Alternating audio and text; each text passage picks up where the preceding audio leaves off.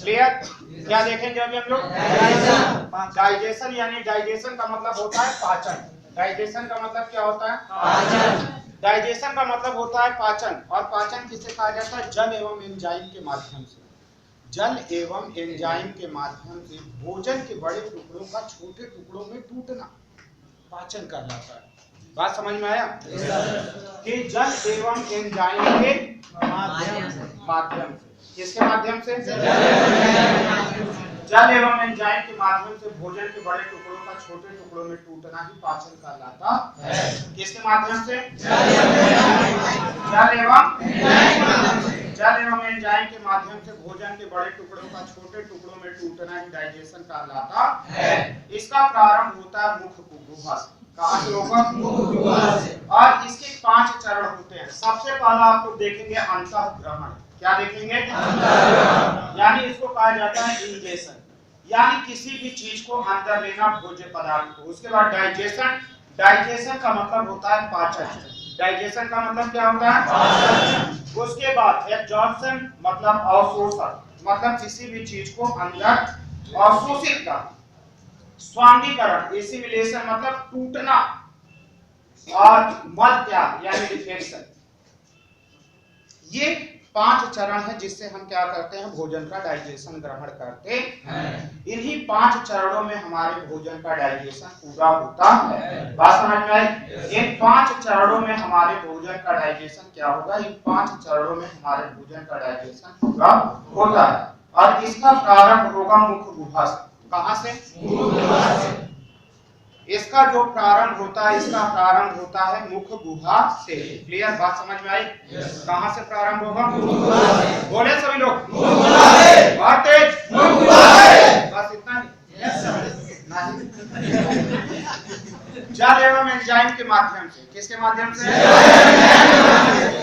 बोलो भैया। जल एवं एंजाइम के माध्यम से भोजन के बड़े टुकड़ों का छोटे टुकड़ों में टूटना डाइजेशन कहलाता है। इसका प्रारंभ होगा मुख गुहा से। कहां से होगा? मुख गुहा से। सबसे पहले मुख गुहा में जब हम भोजन जाता है तो दांत के माध्यम से भोजन के छोटे छोटे टुकड़े करते हैं, और इसमें आके मिलता है टाइलिन एंजाइम। कौन सा एंजाइम? इसमें आके मिलता है टाइलिन एंजाइम, और यह टाइलिन एंजाइम कार्बोहाइड्रेट का डाइजेशन करता है। किसका डाइजेशन करता है? कार्बोहाइड्रेट का डाइजेशन करता है, और यहाँ पे सरल अणुओं में कार्बोहाइड्रेट को तोड़ देता है। किसमें तोड़ देगा? सरल अणुओं में यहाँ कार्बोहाइड्रेट को तोड़ देता है। कौन? हमारा दांत और टाइलिन एंजाइम दोनों मिलकर। उसके बाद हमारा भोजन बढ़ेगा आगे, और यहाँ पे आता है, इसको कहा जाता है इसोफागस यानी ग्रास नली। क्या कहा जाता है? ग्रास नली में भोजन का डाइजेशन नहीं होता, क्योंकि अगर यहाँ पे भोजन का डाइजेशन यानी भोजन का पाचन होगा, अगर यहाँ पे भोजन का पाचन होगा तो आदमी की मृत्यु हो जाएगी, क्योंकि गले के अंदर से ही हमारी श्वास नली गुजरी हुई है। आप देखे होंगे कि कभी कभी खाना खाते समय क्या होता है कि आपके नाक से खाना बाहर आ जाता है। आ जाता है कभी कभी? कभी कभी आपके नाक से बाहर आ जाता है खाना। इससे पता चलता है कि श्वास नली और ग्रास नली दोनों एक दूसरे से जुड़ी हुई है, इसीलिए यहाँ पर भोजन का डाइजेशन नहीं होता। अब भोजन हमारा आगे बढ़ेगा और आएगा स्टमक यानी आमाशय में। कहाँ आएगा? आमाशय में। अब यहाँ पे स्टमक पे आएगा आपका भोजन, और आमाशय में विभिन्न प्रकार के एंजाइम पाए जाते हैं। क्लियर? कौन से एंजाइम पाए जाते हैं? यहाँ विभिन्न प्रकार के एंजाइम पाए जाते हैं। यहाँ पे सबसे पहली चीज जो आपका पाया जाता है, आमाशय में पाया जाता है हाइड्रोक्लोरिक अम्ल। कौन सा अम्ल? हाइड्रोक्लोरिक अम्ल, जो भोजन के माध्यम को अम्लीय बनाता है। कैसा बनाएगा? अम्लीय। अम्लीय क्या बनाएगा? अम्लीय। अम्लीय बनाता है, जिससे भोजन हमारा सड़ने से बच जाता है और हानिकारक जीवाणुओं से हमारी रक्षा होती है। तो आमाशय में भोजन का माध्यम आते आते पूरी तरीके से अम्लीय हो जाता है, जिससे हमारा भोजन सड़ने से बच जाता है। अब हमारा भोजन जो है कि आगे बढ़ेगा, और यहाँ जो है कि विभिन्न प्रकार के जो एंजाइम आके मिलते हैं, इसमें पेप्सिन और रेनिन। कौन कौन? का डाइजेशन करेगा। किसका डाइजेशन करेगा? पेप्सिन का डाइजेशन करेगा। पेप्सिन प्रोटीन का डाइजेशन करेगा और रेनिन दूध की प्रोटीन केसीन का डाइजेशन करेगा। रेनिन दूध की प्रोटीन क्रेसीन का डाइजेशन करेगा। कहाँ? आमाशय में। तो आमाशय में आप लोगों ने दो एंजाइम देखा, एक को कहा गया पेप्सिन और एक को कहा गया रेनिन। इसके बाद ये है लिवर, यानी इसको कहा जाता है यकृत। किस नाम से जाना जाता है? यकृत। ये है आपका लिवर, यानी इसको कहा जाता है यकृत। पित्त रस का निर्माण यकृत में होता है। पित्त रस यानी बाइल जूस का निर्माण यकृत में होता है और पित्त रस इकट्ठा होता है पित्ताशय में। कहाँ इकट्ठा होगा?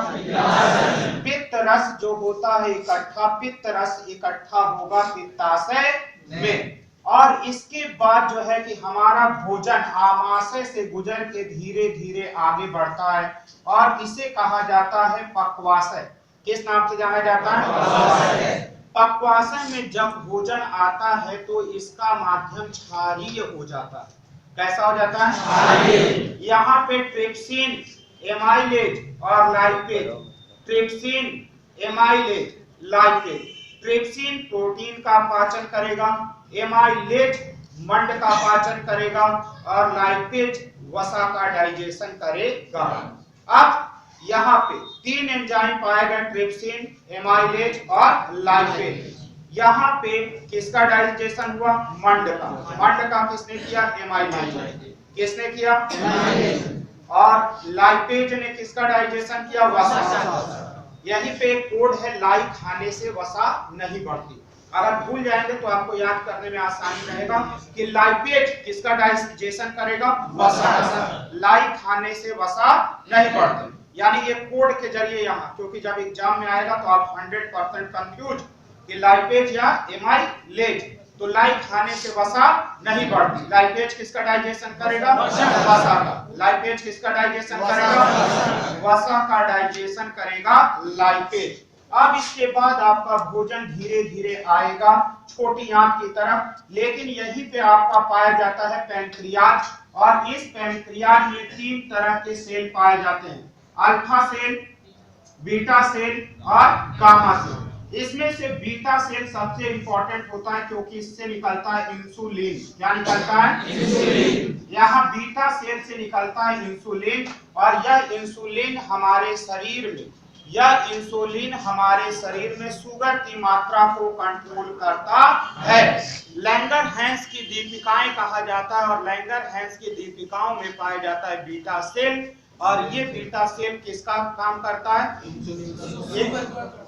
ये बीटा सेल से इंसुलिन का स्रावण होता है और यह जो इंसुलिन होता है हमारे शरीर में शुगर को कंट्रोल करता है। अगर इंसुलिन की कमी हो जाए तो इससे डायबिटीज हो जाती है। कौन सी बीमारी हो जाती है? इससे डायबिटीज नामक बीमारी हो जाती है, जिसमें हमारे ब्लड में शुगर का स्तर कई गुना ज्यादा बढ़ जाता है, जिससे आदमी को चक्कर आने लगता है। और कोई भी अगर बीमारी हो जाए तो उसकी इम्यूनिटी पावर यानी प्रतिरोधक क्षमता कम हो जाती है। अब इसके बाद हमारा भोजन आएगा, वहां से आगे बढ़ेगा और आएगा छोटी आंत में। छोटी आंत में पाई जाती हैं ब्रूनर ग्रंथियां। कौन सी? ब्रूनर ग्रंथियां। और ये जो ब्रूनर ग्रंथियां होती हैं, इनसे विभिन्न प्रकार के आंतई रस का स्रावण होता है और यह फिर जो है कि यह कार्बोहाइड्रेट को फिर सरल अणुओं में तोड़ देती हैं। जैसे आप लोग जान लीजिए कि यहाँ पे फिर सुक्रोज, ग्लूकोज और फ्रक्टोज में टूटेगा। कौन? सुक्रोज किसकी शर्करा होती है? गन्ने की शर्करा को कहा जाता है sucrose. Lactose, galactose plus glucose में टूटेगा। माल्टोज, ग्लूकोज प्लस ग्लूकोज में टूटेगा। तो इस तरीके से छोटी आंत में सरल अणुओं में एकदम पूरी तरीके से टूट जाता है हमारा भोजन और यहीं पे इंटेस्टाइनल लाइपेज पाया जाता है। इंटेस्टाइनल लाइपेज का कार्य होता है कि यह वसा को फैटी एसिड यानी सरल वसीय अम्ल में बदल देता है। किस में बदल देगा? सरल वसीय अम्ल में बदल देता है। उसके बाद यहीं पे हमारे भोजन का क्या होता है? एब्जॉर्प्शन यानी अवशोषण। वेरी मोस्ट इंपॉर्टेंट, अवशोषण कहाँ होता है? छोटी आंत। हमारे संपूर्ण आहार नाल की लंबाई 9 से 12 मीटर होती है और जिसका सबसे बड़ा भाग माना जाता है छोटी आंत। फिर इसे छोटी क्यों कहा जाता है? छोटी आंत की लंबाई 7 से 8 मीटर होती है। कितनी होती है? 7 से 8 मीटर। छोटी आंत की लंबाई 7 से 8 मीटर होती है, लेकिन इसका व्यास कम होने के कारण छोटी आंत हमारे एलिमेंट्री कैनाल की यानी हमारे आहार नाल की सबसे बड़ा भाग है। कौन? छोटी आंत। हमारे आहार नाल का सबसे बड़ा भाग है छोटी आंत, जो 7 से 8 मीटर है। कितने मीटर है? 7 से 8 मीटर। जो 7 से 8 मीटर है, उसके बाद भी इसका इसमें जो है कि ये इसे छोटी इसलिए माना जाता है क्योंकि इसका डायमीटर यानी इसका जो व्यास होता है, इसका व्यास कम होने के कारण इसको जो है छोटी आंत कहा जाता है। हमारी आहार नाल के 2 ऐसे भाग हैं जहां भोजन का डाइजेशन नहीं होता।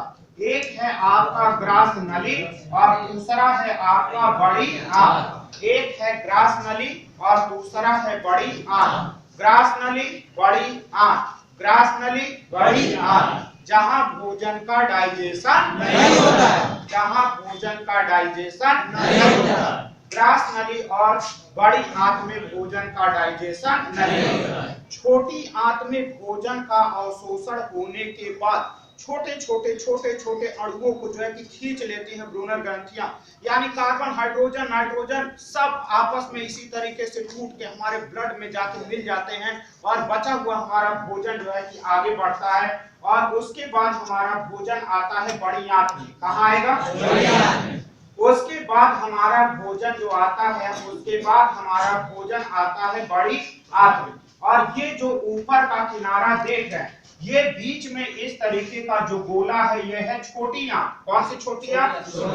Small intestine. और ये जो किनारे किनारे का भाग देख रहे हैं, इसको कहा जाता है बड़ी आंत। तो हमारे आहार नाल में छोटी आंत के बाद हमारा भोजन आएगा बड़ी आंत में। कहाँ आएगा? बड़ी आंत में। यहाँ भोजन का डाइजेशन नहीं होता, यहाँ जल का अवशोषण होता है। किसका अवशोषण होता है? यहाँ पे जल का अवशोषण होता है। क्लियर? किसका अवशोषण होता है? यहाँ पे जल का अवशोषण होता है। जल का अवशोषण होता है। बड़ी आंत के सबसे बड़े भाग को कहा जाता है मलाशय। ये क्या है? मलाशय। जिसे हम लोग रेक्टम के नाम से जाना जाता है। हमारी बड़ी आंत का सबसे बड़ा भाग मलाशय। क्या? मलाशय। हमारी बड़ी आंत का सबसे बड़ा भाग जिसको कहा जाता है मलाशय के नाम से जाना जाता है। यहाँ भोजन काफी समय तक इकट्ठा रहता है। क्लियर? यहाँ पे भोजन काफी समय तक इकट्ठा रहता है। कहाँ इकट्ठा रहता है? मलाशय में भोजन काफी समय तक इकट्ठा रहता है। उसके बाद रेक्टम के द्वारा इस रेक्टम यानी आमाशय में रेक्टम यानी मलाशय में काफी समय तक इकट्ठा रहता है। उसके बाद एनस यानी गुदा द्वार के द्वारा इसको त्याग दिया जाता है। किसके द्वारा? गुदा द्वार के द्वारा इसको त्याग दिया जाता है। और ये है हमारी बड़ी आंत का दूसरा किनारा जिसको कहा जाता है वर्मीफोरम एपेंडिक्स यानी क्रीम रूपी परिशेषिका। इसका हमारे शरीर में कोई कार्य नहीं है। यह शाकाहारी जंतुओं में सेल्यूलोज का डाइजेशन करता है। इसको कहा जाता है क्रीम रूपी परिशेषिका वर्मीफोरम एपेंडिक्स। इसी के बढ़ जाने से अपेंडिक्स नामक बीमारी होती है।